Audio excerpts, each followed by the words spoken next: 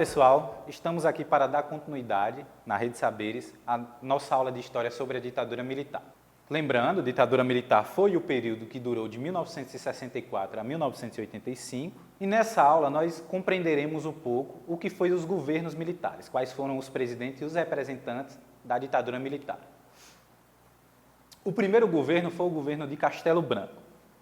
Com João Goulart fora do governo, exilado no Uruguai, 3 ministros militares, Costa e Silva, Correia de Mello e Augusto Rademacher, assumiram o comando do país. Esses ministros, ou esses presidentes, passavam por cima da Constituição. Os ministros escolheram Humberto Castelo Branco como presidente. Ele governou de 15 de abril de 1964 a 15 de março de 1967. O primeiro ato de Castelo Branco foi a anulação das reformas de base de João Goulart. Ao mesmo tempo, iniciou a repressão contra os opositores do regime militar. Castelo Branco retribuiu o apoio das empresas multinacionais ao golpe militar, liberando remessas de lucros para o exterior. Ele criou também o Fundo de Garantia por Tempo de Serviço, o chamado FGTS. O presidente Castelo Branco controlou os salários e o movimento operário, intervindo nos sindicatos e proibindo greves. Boa parte desta repressão do governo ocorreu por causa da criação dos atos institucionais que mencionamos na aula anterior. Já o governo Costa e Silva, o general Arthur da Costa e Silva, assumiu a presidência de 15 de março de 1967 e governou até 1969. Costa e Silva assumiu com uma nova Constituição, a quinta do período republicano, promulgada em janeiro de 1967. Ele dava amplos poderes ao presidente. Durante seu governo, foram muitas manifestações contra a ditadura militar. Estudantes e operários faziam greves e saíam às ruas para protestar. Em 1968, estas manifestações se tornaram ainda mais frequentes. No Rio de Janeiro, ocorreu a Passeatas dos 100 mil, em protesto contra a morte do estudante Edson Luiz. Em agosto de 1969, o general Costa e Silva adoeceu e foi declarado impedido de continuar a exercer a presidência. O país foi governado temporariamente por uma junta composta por 3 militares. E aqui nós temos uma imagem da passeata dos 100 mil contra a ditadura, abaixo a ditadura e fora a ditadura. Já o governo de Emílio Médici, o general Emílio Garrastazu Médici, assumiu a presidência em 30 de outubro de 1969 e governou até março de 1974. Quando o Médici assumiu o poder, grupos armados já estavam atuando nas grandes cidades. Era a chamada guerrilha urbana. Dentre estes, destacou o MR8, liderado pelo ex-militar Carlos Lamarque. Também tivemos, nesse período, um revolucionário muito importante que lutou contra a ditadura, inclusive baiano, o guerrilheiro Carlos Marighella. O movimento revolucionário de 8 de outubro, chamado MR8, ficou conhecido nacional e internacionalmente pelo sequestro do embaixador norte-americano no Brasil, Charles Elbrig, no dia 4 de setembro de 1969. As guerrilhas não se concentravam apenas na cidade.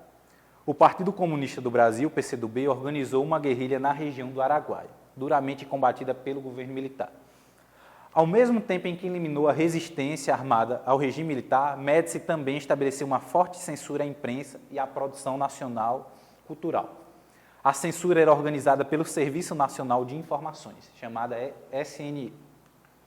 É o período também em que temos no Brasil crescendo muito de forma econômica o PIB nacional. Na época de Médici, ocorreu o chamado milagre econômico, que durou de 1968 até 1973. E neste momento o país cresceu uma média de 11% ao ano. Por outro lado, os salários ficaram baixos, a mortalidade infantil aumentou e cresceu a miséria da população.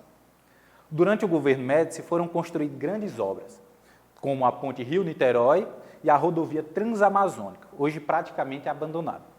Além disso, o Brasil venceu a Copa de 70, sagrando-se tricampeão de futebol. Naquela época tinha Pelé e muitos outros jogadores importantes. Mas o futebol era utilizado pelo governo militar como uma forma de propaganda e autoproclamação do próprio governo. E nesse período o governo criou o slogan que dizia: Brasil, ame ou deixe. Ou seja, quem não aceitasse o país como ele era, uma ditadura, ou como ele estava, que deixasse o país, portanto, se exilasse. E aqui temos uma foto, uma imagem mostrando a Ponte Rio-Niterói. E tivemos também o governo de Ernesto Geisel. O governo de Ernesto Geisel assumiu a presidência em 15 de março de 1974 e governou até março de 1979. Geisel recebeu um país sufocado pela censura e perseguição, difícil de controlar naquele momento. Ele logo percebeu a necessidade de permitir certa liberalização do regime para evitar a oposição de todos. Naquele momento a censura diminui, mas permaneceu forte censura na música, no cinema, no teatro e continuou controlando pequenos jornais de oposição, como o Pasquim. Em 1974, houve eleições livres para senadores, deputados e vereadores. O Movimento Democrático Brasileiro, chamado MDB, que dá nome hoje a um partido chamado PMDB, mas que retornou a ser MDB, conseguiu uma vitória retumbante contra a Aliança Renovadora Nacional, chamada ARENA, o partido do governo. E para evitar novas derrotas em eleições, Geisel mandou fechar o Congresso e decretou um conjunto de medidas que ficou conhecido como pacotes de abril. Pois era abril de 1977. E, finalizando a nossa aula, apresentaremos também o último governo militar, antes de ser passado o governo para um civil, que era o governo de João Figueiredo. O general João Figueiredo assumiu a presidência em 15 de março de 1979 e governou até março de 1985.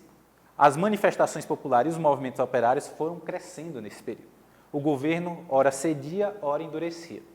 A primeira grande campanha popular foi a campanha da anistia, que exigia a anulação das condenações daqueles que tinham sido expulsos do país. E aí voltam artistas, intelectuais, dentre esses artistas estamos falando de Caetano, de intelectuais estamos falando de Carlos Nelson Coutinho, José Paulo Neto, entre outros intelectuais brasileiros. Em 15 de março de 1983, assumiram novos governadores dos estados, os primeiros escolhidos por eleições diretas depois de 18 anos. O povo, naquele momento, começa a exigir as eleições diretas também para presidente. Em 1985, após 21 anos de governos militares, o presidente volta a ser um civil, após várias manifestações populares como a campanha das diretas já. E dentro dessa campanha das diretas já, foram fortes mobilizações convocadas por movimentos sociais, por artistas, intelectuais que queriam um retorno às eleições imediatamente no Brasil.